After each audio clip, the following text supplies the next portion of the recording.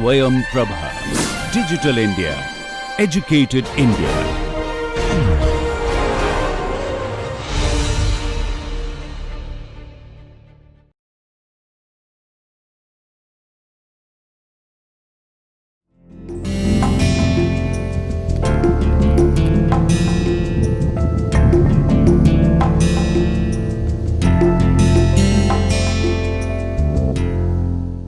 Hello friends, so welcome to the course Introduction to Sampling Theory. So you can recall that in the last two lectures we had started a discussion on stratified random sampling, and now you are well versed with the topic, with the concept, with the methodology, and you also know how to estimate the population mean and how to find out its variance. Now there are some more questions which are left. In the last lecture, we had found the expression for the variance of y bar st, that is the stratum mean. That is an estimator which is used to estimate the population mean in an unbiased way. So we had shown that this is unbiased, and as well as we had found its variance, and based on the expression of the variance, we also explored that how the expression of variance helps us in getting an idea that how the strata should be constructed. So if you remember, your variance was depending on SI square, that is the population variance of the ith stratum. So obviously variance of y bar st is when proportional to SI square, then obviously when SI square is small, then variance of y bar st will be small. If SI square is large, then your variance of y bar st will be large. And this gives you an idea that the stratum should be constructed in such a way such that SI square is as small as possible. That means all the sampling units within the stratum should be as homogeneous as possible. Okay. But beside that thing, there was one more factor, small ni and capital Ni. They were also affecting the variance of y bar st. So obviously capital Ni is not really in your control at this stage, because you already have constructed your strata in such a way such that they are within homogeneous and between heterogeneous. So obviously you have fixed your capital Ni's. So now the only option that is left in your hand is that to control small ni. That is the sample size which has to be drawn from the strata. So in this lecture we are going to talk about it. And we also had discussed that when you are trying to determine the sample size, that also depends on the cost. As the sample size increases, the cost increases, but the variability decreases. So also you have to strike a balance between the cost and the variability. So how to incorporate this feature in your sample size process? So we are going to talk about it in this lecture, right? So let us begin our lecture, but before that I will try to show you that in the last lecture you had found the variance of y bar st that was depending on SI square, which is the population value. If you have a sample, then how are you going to estimate it? So first I will try to discuss that how are you going to estimate the variance of y bar st, and then I will come to the aspect of sample size determination. So let us begin our lecture, and you can download the slides of this lecture from my home page. So you simply go to my home page, and I have uploaded all these lecture slides in the PDF format. You can download from there. The address of my home page is home.iitk.ac.in /shalab/sp, right? And if you are facing any problem, then I would suggest you that you scan this QR code using any of the application available in your cell phone, and you will come to the same address. And still if you are facing any problem, I will say you go to any search engine on the internet, type my name Shalabh and type my institution IIT Kanpur, and hopefully you will reach to my home page. From there you can download this lecture slides. Okay, so now first I consider the estimation of variance of y bar st, and yeah, obviously since I had obtained the expression by using SRS WOR, so I will continue with the same thing. So on the last lecture we had obtained the variance of y bar st here like this. So you can see here that this quantity is depending upon capital SI square, which is a population value, right. So now the question is this: once you have got a sample, how are you going to find out the value of variance of y bar st? So now you have to recall the result from your simple random sampling. When you had drawn a sample of size small n from a population of size capital N using simple random sampling, then in that case you had obtained a quantity small s square and you had found its expectation, and this was coming out to be capital S square in case if you have drawn the sample by SRS WOR, and this was coming out to be as sigma square if you have drawn the sample by SRS WR. So since we are using here SRS WOR, so why not to use this result that expected value of S square is equal to capital S square holds true in the case of simple random sampling without replacement.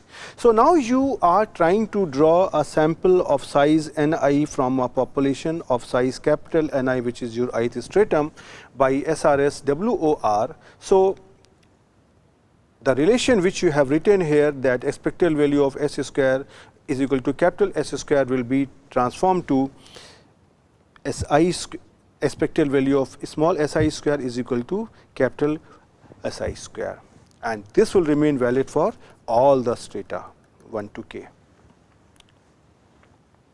Right. Now the question is this: how are you going to combine it?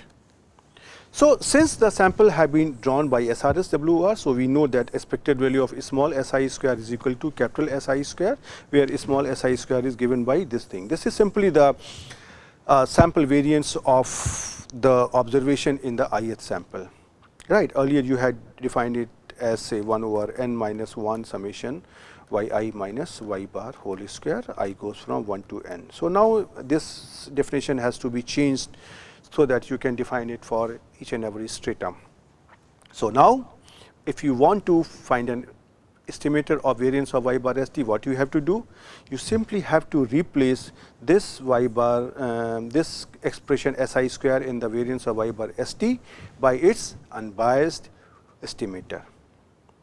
So the variance of y bar I hat for the ith stratum and ith sample will become capital Ni minus small ni divided by capital Ni into small ni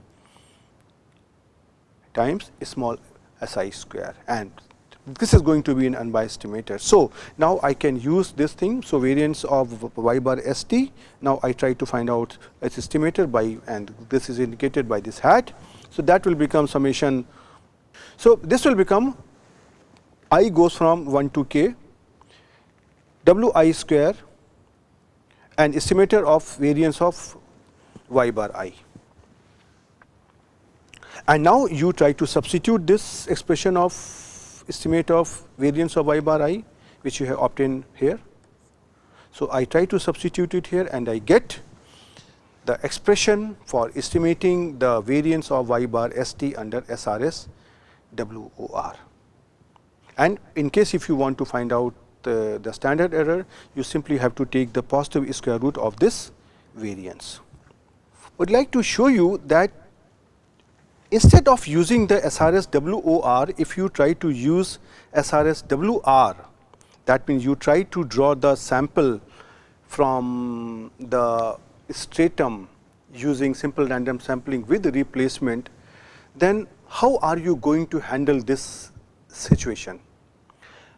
Well, I am showing you here so that once I can illustrate it, after that I will believe that you will be able to do it yourself in every condition.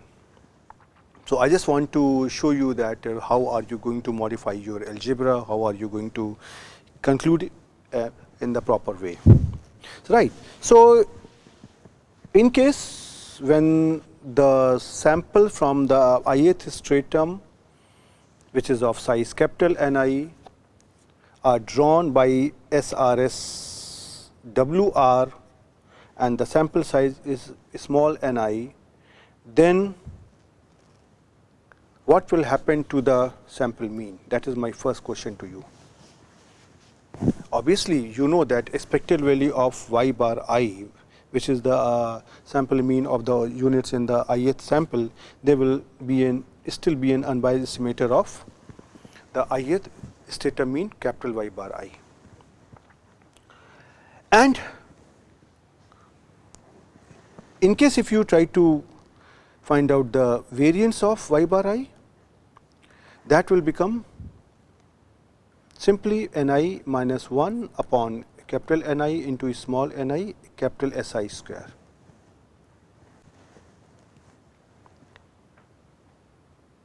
Right. And in case if you want to find out an unbiased estimator of this variance of y bar I, which is under actually Wr, what you have to do? You have to simply use the result that expected value of Si square is equal to sigma square I. That is all. And using this concept, you have to redo the same algebra what I have shown you here. So, if you try to see here, this is your now here y bar st. This estimator remain the same whether you have drawn the sample by with replacement or without replacement. Now, in case if you try to take the expectation of y bar st, so this will again become summation I goes from 1 to k wi expected value of y bar I, and expected value of y bar I is your capital Y bar I. Right. So, now this quantity is nothing but your population mean. So, you can see here that even if you are drawing the sample by simple random sampling with replacement from the ith stratum, the stratum mean still remains an unbiased estimator of the population mean. Now, in case if I ask you to find out the variance of y bar st, so variance of y bar st is simply going to be over here I goes from 1 to k variance of y bar I, and this will be multiplied by the wi square, and plus the covariance terms are going to be 0, as we had discussed in the case of SRS WOR, that because all the samples are drawn independently from each of the stratum. So, now you simply have to replace here the value of variance of y bar I. So, that is what I am trying to do here. So, I will write down here variance of y bar st is equal to summation I goes from 1 to k wi square, and this variance is replaced here as a ni minus 1 upon capital Ni into small ni capital Si square, right, like this. And if you try to write down this quantity in terms of sigma square, then this will become summation I goes from 1 to k wi square sigma I square upon small ni, like this. So, you can see that it is not difficult, but you must know that how you have derived the expressions in case of SRS WOR, right. And here this sigma I square is that is the same thing as exactly in the same way you have defined the sigma square for the entire population. Now, you simply have to assume that your population size is capital Ni, and the sigma I square will become 1 upon capital Ni summation j goes from 1 to Ni Yij minus y bar I whole square, right. So, and similarly, if you want to define the small Si square, that remains the same quantity what we had considered earlier. Now, in this case also, in case if you want to find out an estimator of variance of y bar st, then what you have to do? Now, you can see here that this quantity here sigma I square or say Si square, they are dependent on the population. So, you do not know these values when you have a sample. So, I can use here the result, the expected value of Si square is equal to sigma I square and I can replace this capital S I square or say sigma I square by this small s I square. And when I am trying to do it here, you can get this, and then by estimator of the variance of y bar s t, as here I goes from 1 to k summation w I square small s I square divided by small n I, right. And obviously, once you have obtained this thing, and if you want to find out the standard error, just try to take the positive square root of this estimator of variance, and here you will get the standard error. So, you can see here that it is not very difficult to obtain the results when you are trying to do it for simple random sampling with replacement. And this is the same methodology which you will have to use again and again in future whenever you want to consider this case, because usually I will be considering here only the SRS WOR. And now you also have seen that both the techniques are the same, there is no difference, and this much algebra you can do very easily yourself. Okay, so now I come to my next topic. So, if you remember that when I discussed that how to construct the strata, we had obtained the expression of variance of y bar s t. And if you try to remember this variance of y bar s t when I am trying to draw the sample by SRS WOR, now I am coming back to SRS WOR, right. So, this was summation I goes from 1 to k n I upon n whole square, and then n I minus n I upon n I s I square. So, this expression was dependent on small n I capital N I s I square. So, we already had discussed that how you can control the variability by choosing the value of s I square, and once you are trying to control the value of s I square, this capital N I is also controlled. Now, the only thing, the only component in this expression of variance of y bar s t is left is small n I. So, in case if you can choose the value of small n I, then you can once again control the variability of y bar s t, because anyway you are going to estimate your population mean by y bar s t itself. So, you would like that its variability is as small as possible. So, now the broad question what I have here is that how are you going to take a call that what size of sample one must draw from the strata, because there can be different options, or which value of this n I is going to give you a smaller variance. So, now at this stage, if you try to recall that in the earlier lecture when I took the example of smileys, where people were given to drink some coffee and their reactions were recorded as happy, not happy or surprised, there I had taken 2 samples, and in one of the sample what I did, that there were large number of people who were happy, but I took a small sample size, and in the same population I took a comparatively much bigger sample from the group where people were not happy. So, what happened at that time? When we looked at the sample without looking into the population, that was trying to give us an impression as if most of the people are not happy with the flavor of the coffee.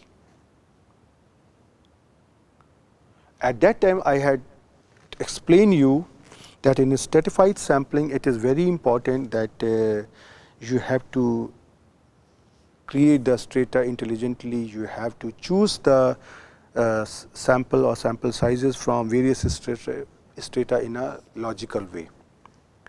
And on the other hand, I had taken in the other example, I took it something like proportionately. I mean the strata size which was bigger, I took a relatively bigger sample size, and the strata which was small in size, I took a relatively smaller sample size, and at that time we all agreed, yes, this sample looks much better than the other sample. So now, why I am trying to tell you all these stories? Why I am trying to remind you of that example that we had already done 2 lectures or 3 lectures back? What I would like you to feel, that when I am asking this question, that how to determine the sample size to be drawn from a particular strata, is to start thinking that, okay, this is a very complicated topic. But now I wanted to prove that, okay, means all of you have this feeling, all of you understand what is good and bad. So my job here is simply to implement those concepts in a statistical way. So now, when I am trying to address the problem of choice of sample size in different strata, that is actually called in general as allocation problem. That is the nickname by which we address it. So the main question which I am going to we are going to find an answer is that how to choose the sample sizes small, n1 small, n2 small, nk, so that the available resources are used in an effective way. So obviously, when you are trying to talk about the resources, then you know that whenever you want to conduct the survey, there will always be a fixed cost. Some financial support is given to conduct the survey, but that support cannot be infinite. Right. So, and in cost also, there are 2 components. One is overhead cost, that whenever somebody is trying to conduct a survey, and he has to establish, he or she has to establish the office, he has to pay the rent, etc. So that will always be going every month, whether the sample observations are collected or not. And second part will be the variable cost, where we say that the cost of every observation is something, and based on that we decide that how many observations we can. So the cost is also fixed, cost cannot be infinite. And second thing is this, we also know from the theory of statistical inference that if sample size is increasing, then then in case of the estimator is consistent, then its variability will be decreasing. So obviously, we always consider consistent estimator. Why should we consider an inconsistent estimator? So many times we don't use this word consistency, but we talk only about the decrement in the variability with respect to sample size, but that is that goes without saying that those estimators are consistent. So now, keeping in these 2 things, we would like to strike a balance between the sample size and the cost. So what is now happening? What is the relationship between this cost and sample? When you are trying to increase the sample size, the variability is decreasing, but the cost is increasing. And when you are trying to decrease the sample size, then cost is decreasing, but the efficiency is also decreasing. So now what to do? You cannot make the cost to be minimum and efficiency to be maximum, because if you try to control one, the other also changes like this.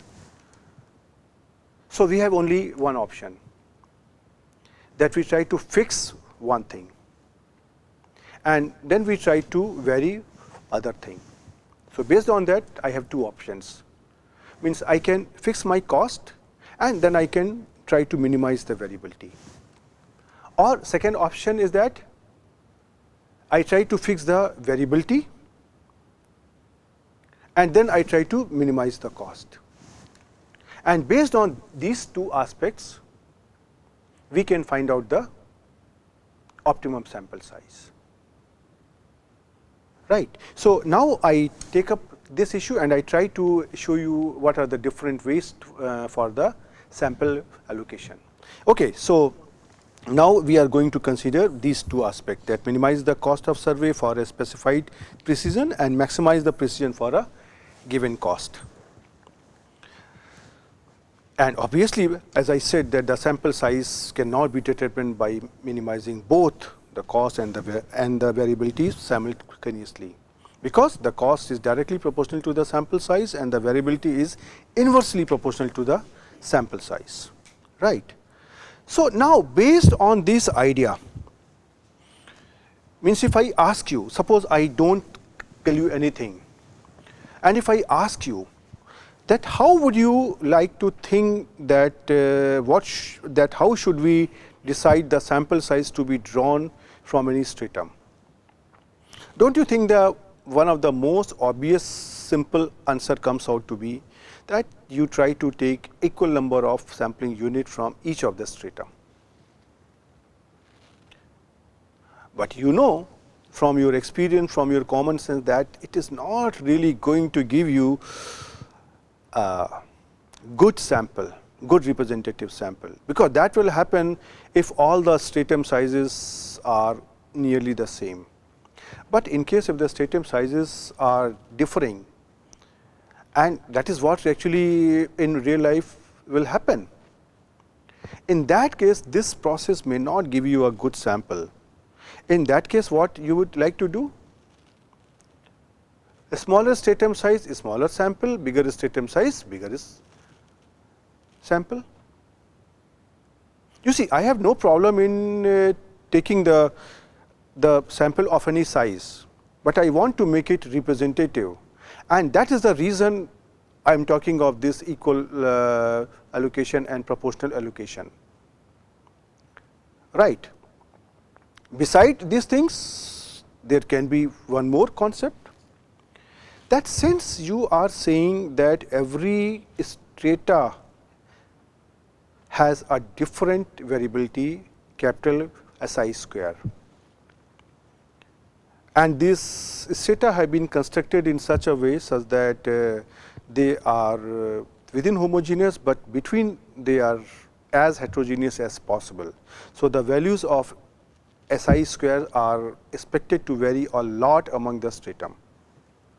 So, would you not like to consider this variability also in your sample determination? Or if I ask you, or if I give you another alternative, would you not like to consider the aspect that sample size to be drawn is proportional to the size of the stratum as well as the variability of the stratum? Means I am sure that just by using your common sense you can devise these things. So, based on that, first I am going to talk about here three possible allocation procedure: equal allocation, proportional allocation and Neyman, or that is also called as optimum allocation procedure, right. Okay. So, first we talk about the equal allocation. So, as we discussed, this is one of the most simple option, that choose the sample size small n to be the same for all the strata, that from all the strata you try to take the sample of the same size, right. So, draw sample of equal size from each strata. Now, what will happen? Yes, you have to decide what is going to be your total sample size, right. So, in case if the total sample size is n, and if you have a small k number of strata, then the size of every sample size to be drawn from each of the strata, or say ith strata, is small n which will be equal to simply n upon k, that is small n upon small k for all values of I goes from 1 to k. So, that is one of the most simple option. Okay. Now, I come to proportional allocation, that you are trying to say bigger the stratum size, bigger the sample, smaller the stratum size, smaller the sample.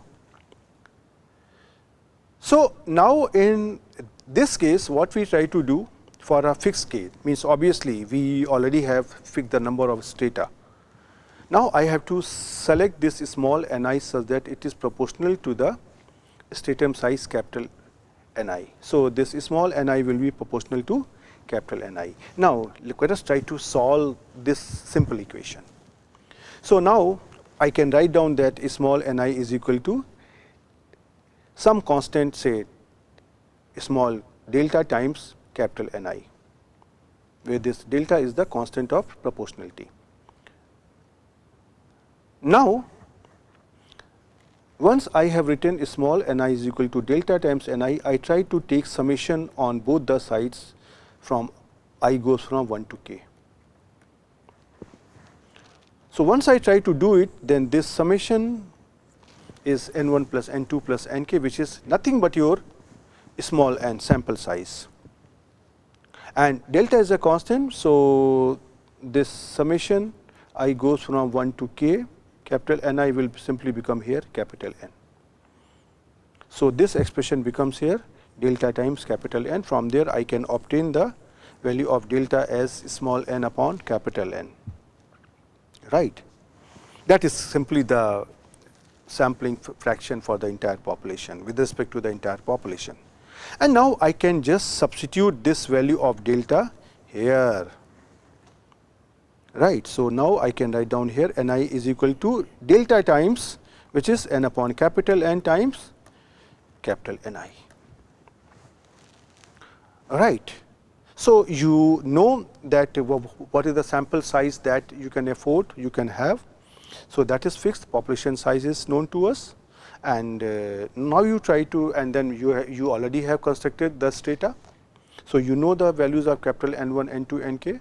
So, you simply try to find out the size of the sample to be drawn from the ith stratum using this expression, right. So, actually if you try to see this one, this equal allocation procedure, that is very simple to use, and yeah, that is operationally most convenient, but it may not be that efficient.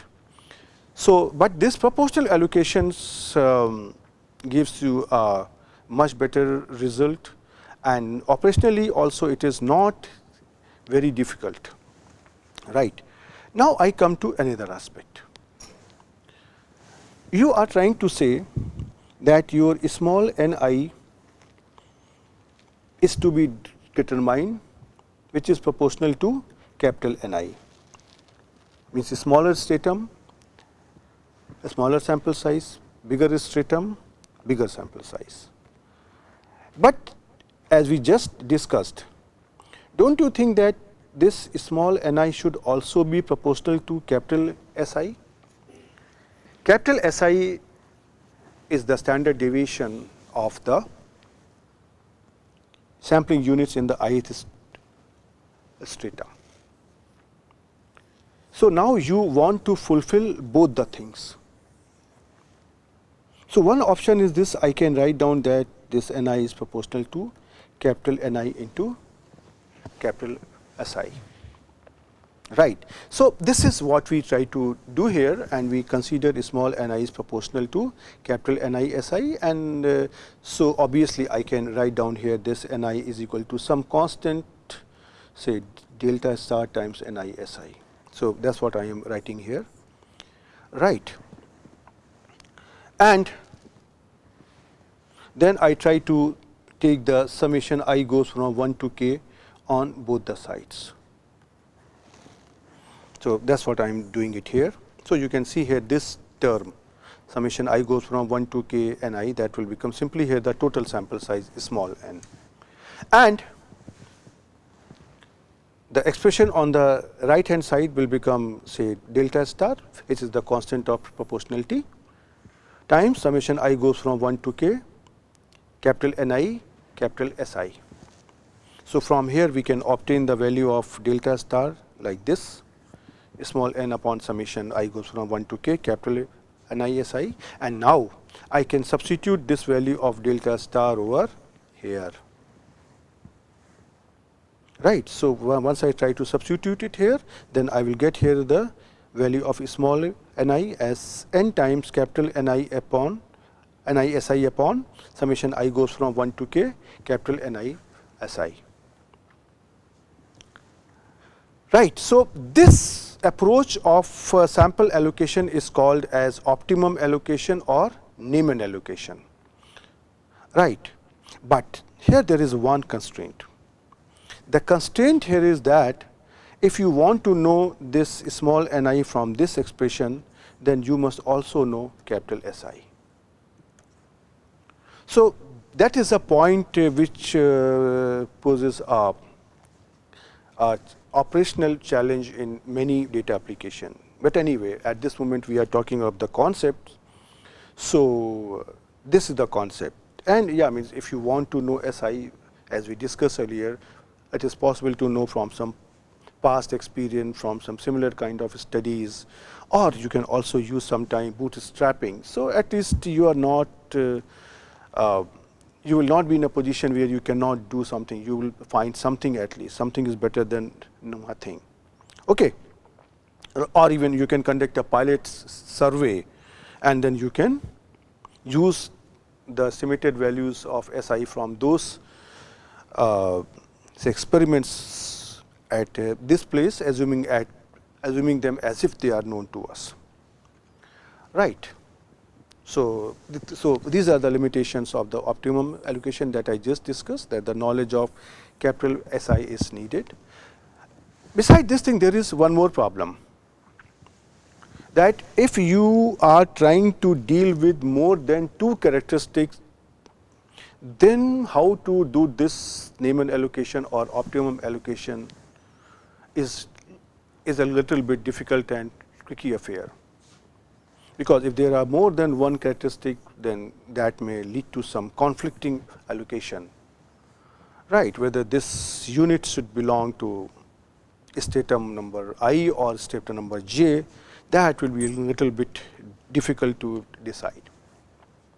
Okay, anyway, these are the different plus and minuses, means everything in life has some positive and some negative. So, these are the facts. Now, you are the one who is going to use them. So, you have to take a call and you have to take an appropriate estimator or appropriate sample allocation procedure.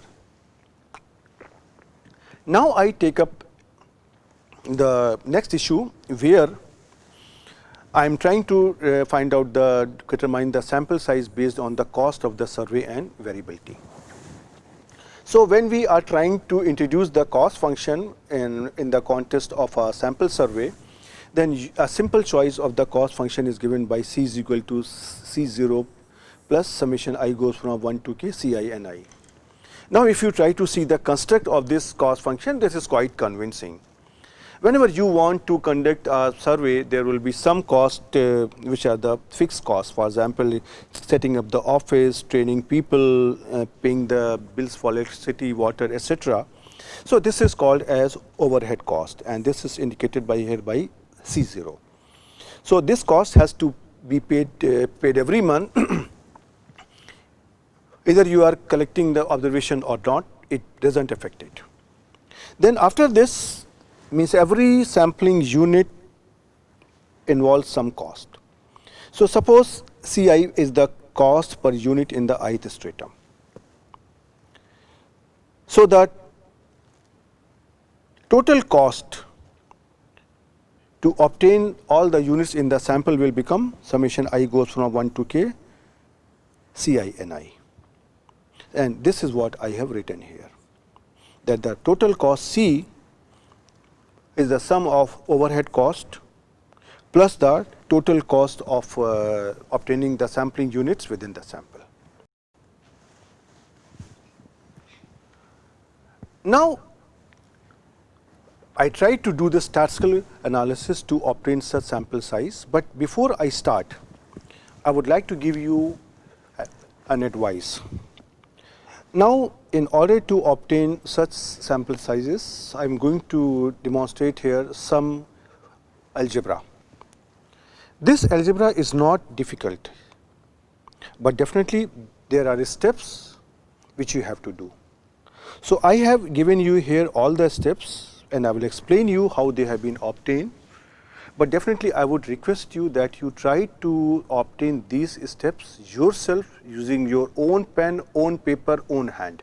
Is otherwise it will become difficult for you to understand, because when we try to look into the slides or the notes or the books, means everything looks very simple, but when we have to do it with our own hand, then many times it appears to be difficult.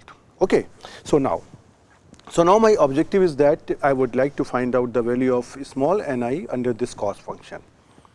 So for that, what I am going to do, I will try to show you here different types of approaches to solve such problems. My objective is to introduce you with as many as possible approaches, and definitely miss any of the approach can be used anywhere. The only question comes out is that in what type of condition which approach is easier to apply. Okay. So now in this case we are going to use the Lagrangian multiplier function. So here now we are going to consider the Lagrangian function, and which has got a Lagrangian multiplier, say lambda. So we try to construct this Lagrangian function as, say, here phi is equal to variance of y bar st plus lambda square times c minus c0. Right. Well, I can address here one very simple issue. Sometimes students get confused that sometimes they will see that the Lagrangian multiplier is taken as lambda, sometimes lambda square.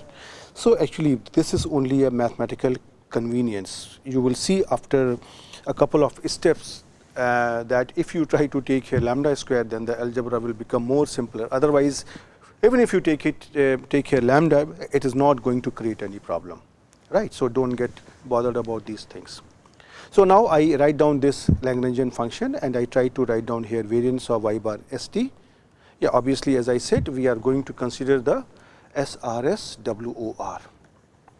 So this is the variance of y bar st when the sample have been drawn by SRS WOR, and now I am writing down the second part here, lambda square times summation I goes from 1 to k c I n I. So now what I try to do here, my objective is that I try to rewrite these things by opening the brackets. So this is the first term, this is the second term, and this is the third term. Right. That you can see, this first term is coming from here, second term is coming from here, third term is coming from here. Now my objective is here very simple. I want to rewrite this expression in terms of a function which is a function of the sample size ni, and I want to take away all the components from this function which are not the functions of a small ni. For example, you can see here this function is not a function of small ni, whereas the first two functions, they are the function of, they are dependent on small ni. So I try to add and subtract here a couple of terms, so that the first two terms can be written in the form of a square quantity. Right. So you can see here what I am writing here. It is summation I goes from 1 to k wi capital Si upon square root of ni minus lambda times square root of Ci ni whole square. And if you try to open it, the square of this quantity will give you the first term, the square of the second quantity will give you the third term, and the cross product term you will see here, that becomes here twice of wi Si upon square root of ni into lambda times square root of Ci ni. So this ni will get here cancel out, and the third term will become independent of this thing. So basically what I am doing here, that in this expression I am trying to add and subtract the term summation I goes from 1 to k wi Si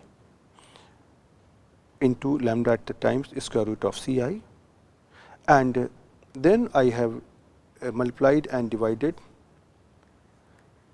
these two factors by square root of ni. So you can see now that all these terms which are coming here, they are independent of small ni. Now my question is, under what type of condition this function is going to take the minimum value, right?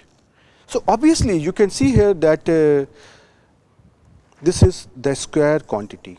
There here is a square. So, the minimum value which a square quantity can take is 0.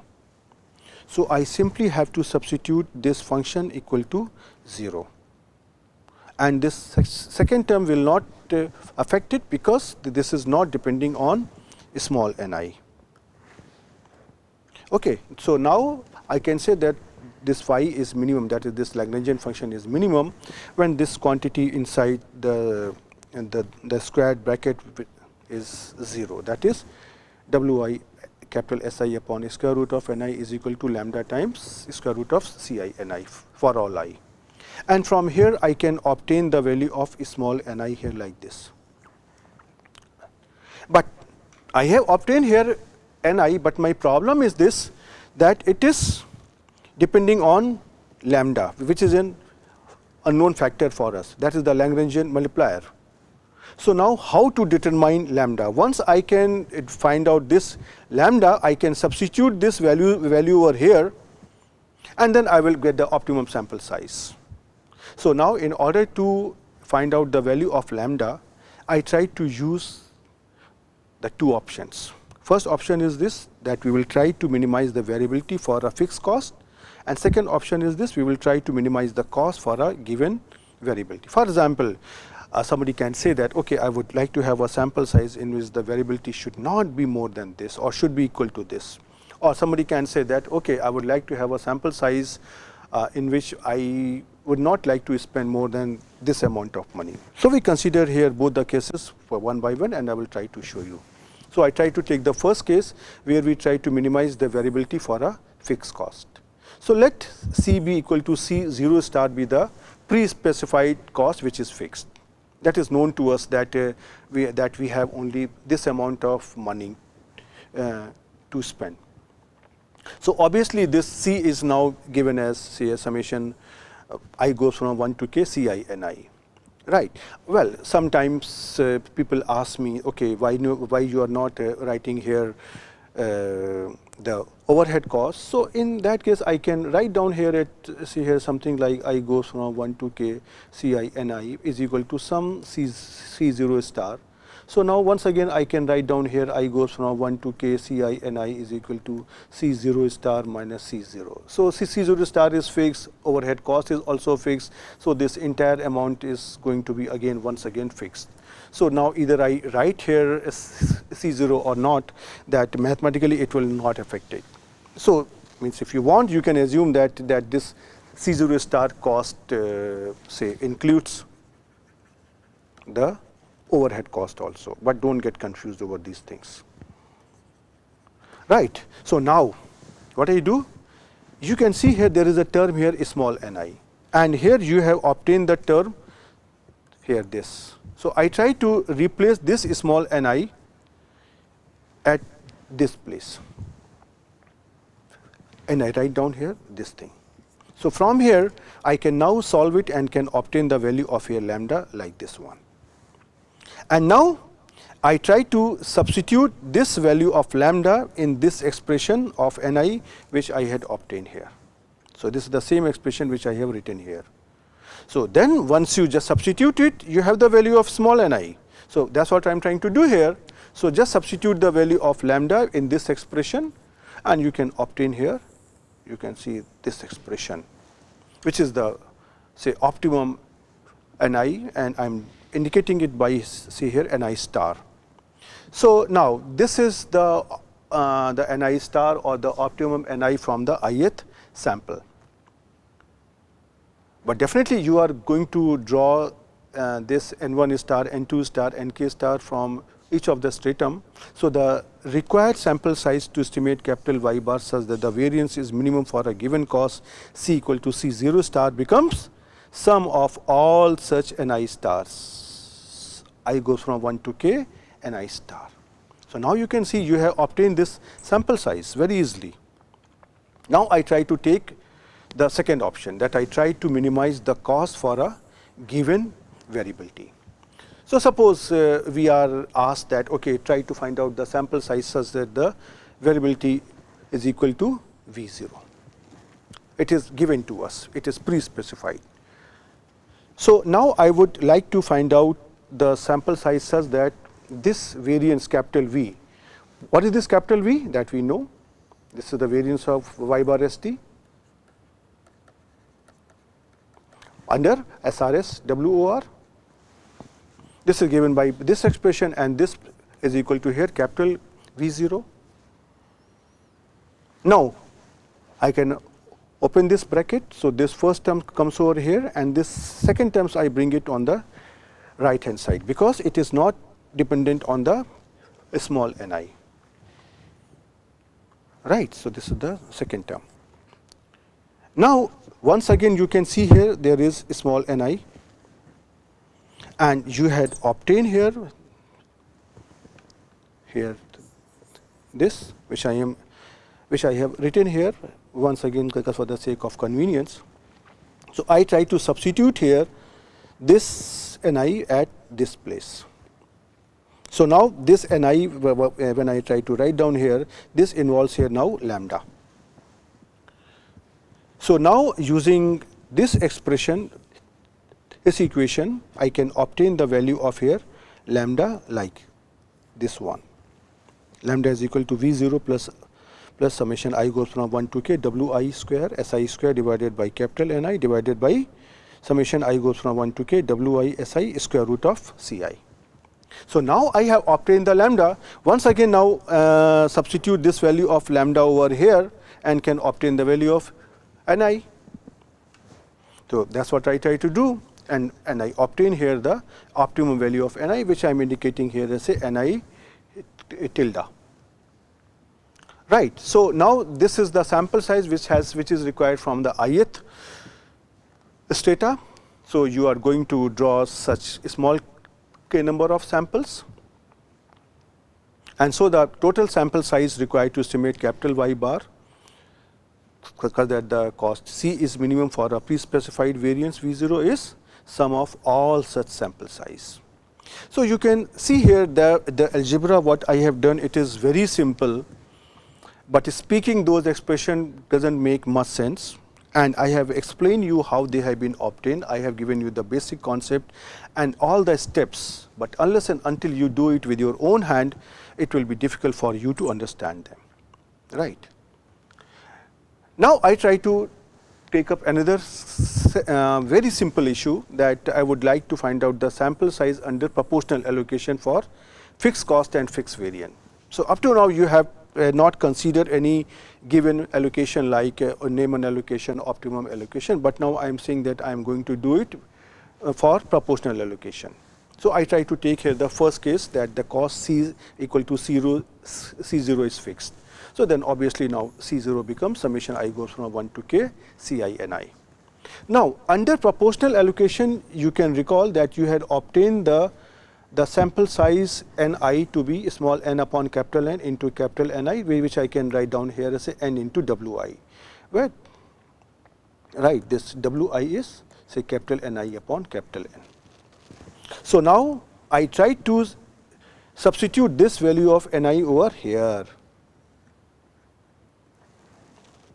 So, I can write down here C0 is equal to n time summation Wi Ci, and from there I can obtain here the value of here n, right, which is just C0 divided by summation Wi Ci. And now I can put this value of small n over in the expression for the proportional allocation like this here, and I can obtain the value of here say small Ni, that will become here like this C0 Wi divided by summation Wi Ci. So, this is the sample size to be drawn from the ith stratum. Now, you are going to draw it from all the k stratum, and the total sample size required to estimate Y bar will be the sum of all such sample sizes which you are obtaining from here. So, you can see that is a pretty simple algebra, nothing complicated, but you have to understand that why you are doing it, how you are doing it. And similarly, if I say that I try to execute the next option, that variance equal to V0 is fixed, and I am using the proportional allocation, then what you have to do? you simply have to write down your variance of y bar st under WOR. It will be something like this, what I have written here. This is equal to V0. So now, once again I do here that I try to take all the terms which are containing small ni on the left hand side of the equality sign, and all the terms which are independent of ni on the right hand side of the equality sign. So now, you can see here on the left hand side there is a term small ni. So now what I do, I simply substitute here this ni with the value of ni under proportional allocation. So this becomes here n into wi, and the right hand side part remains the same. Now from here I can obtain the value of here n very easily, which is obtained here like this, right. Once you have obtained this value of here n, you simply have to substitute it here in the proportional allocation. So you can see here that once I substitute it here, this comes out to be like this,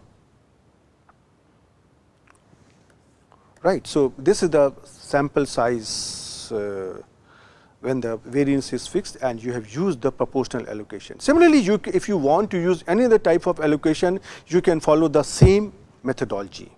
And actually this sample allocation is known as Bowley's allocation, right. Okay, so now I stop here in this lecture, and yeah, that was an interesting lecture, at least for me, that we have learned that how you are going to find out the sample sizes to be drawn from different strata, and which are based on different types of concept. The cost is there, variability is there, and without even cost and the variability, these things are there. And now, yeah, some of these allocation may have some constraints that the value of SI square or SI should be known to us. But that is the same issue if you remember when we had discussed the sample size determination in the case of simple random sampling. We have the same situation over there, and at that point we have discussed the possible solution. Yes, the life should not stuck at any point. We have to find out a solution, and in the best possible way as much as we can. So with that approach, I will say that okay, one can find out the value of SI or SI square, use those values over here, and you can obtain the whatever is the optimum value of sample size under different types of conditions, right. So my request is that, as I said during the lecture, that you now need to look into these slides or the notes and try to do the same algebra with your own hand, own pen, own paper. Just by looking on the slides will not really help you. That's my promise to you from my experience, unless until you are extremely intelligent. And for that I don't know, means I cannot make any promise. So the best thing is this: why to take a risk and try to do this algebra with your own hand. I am sure that you will not have any problem, but certainly you will become more confident that you can solve any type of problem in the sampling theory. That tomorrow if somebody asks you, well, I want to use some other allocation instead of proportional allocation, what will be my sample size? You have, if you are given some time to do the algebra, you can find the answer. So you practice, and I will see you in the next lecture. Till then, goodbye.